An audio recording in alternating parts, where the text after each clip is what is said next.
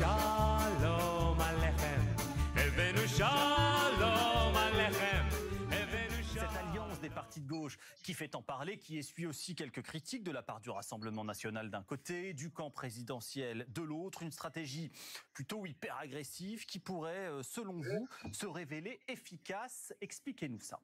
Et oui, un feu à volonté contre la nouvelle Union populaire, écologique et sociale, la NUPS, la NUP, on ne sait pas trop. Depuis quelques jours, l'Alliance de gauche est en tout cas devenue l'ennemi à abattre pour ses adversaires qui n'hésitent pas, en effet, à mobiliser des procédés rhétoriques extrêmement virulents. Nous allons voir ça en commençant par le Rassemblement national. Ce matin, Marine Le Pen était au micro de RTL et elle a fait preuve d'une certaine modération.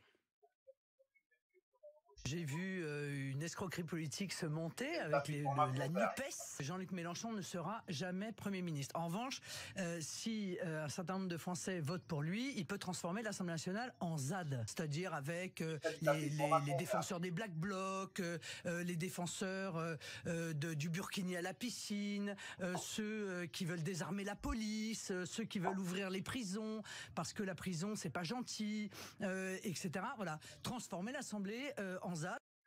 Et voilà, une certaine modération. Donc, alors, la NUP serait une escroquerie politique. Bon, ça, c'est une pure invective. Jean-Luc Mélenchon, lui, ne sera jamais Premier ministre. Alors ça, c'est intéressant, c'est de la rhétorique de l'incantation. Marine Le Pen présente le futur comme déjà écrit, dans l'espoir de démotiver les électeurs de gauche. L'Assemblée nationale, elle, serait transformée en ZAD. Alors ça, c'est bien sûr une métaphore dépréciative, une association élaborée pour être dégradante. Quant à la gauche qui voudrait ouvrir les prisons parce que ce serait pas très gentil, eh bien ça, c'est une stratégie de l'homme de paille, une exagération volontaire de la position de l'adversaire pour tenter de le ridiculiser. Voilà quelques-uns des procédés de disqualification qui sont mobilisés par Marine Le Pen. Et Clément, ça, ce sont les attaques les plus modérées ?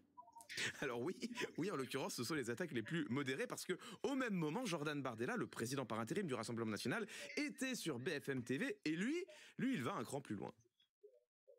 Je pense qu'il est un agitateur et en réalité, moi, cette alliance, elle me fait peur. Elle me fait peur Pourquoi ? parce que sur le fond, c'est une ZAD de toutes les idéologies les plus dangereuses pour notre pays. C'est des zadistes, les Les mélenchonistes. communautaristes, les islamo-gauchistes. Je pense que ce que cherche au fond Jean-Luc Mélenchon, c'est la destruction de l'État. Monsieur Mélenchon, lui, veut transformer la France en un gigantesque squat et la livrer aux prédateurs d'en bas. Voilà, alors comme je vous le disais, en fait, c'est moins modéré chez Jordan Bardella. Alors on retrouve la métaphore de la ZAD, agrémentée cette fois d'une autre analogie, mais tout aussi péjorative, la France qui serait transformée en squat. On a également de la disqualification personnelle contre Jean-Luc Mélenchon toujours, qui serait un agitateur, mais surtout, il y a une brochette de mots épouvantails, ces petits concepts flous, mal définis, voire indéfinissables, qui associent l'adversaire à un imaginaire dépréciatif, le communautarisme et l'islamo-gauchisme en l'occurrence. Et pour finir, on a cette phrase définitive, Jean-Luc Mélenchon souhaite la destruction de l'État. Alors pourquoi pas, mais sur le fondement de quel argument? Eh bien, cela, nous ne le saurons jamais. Evenu shalom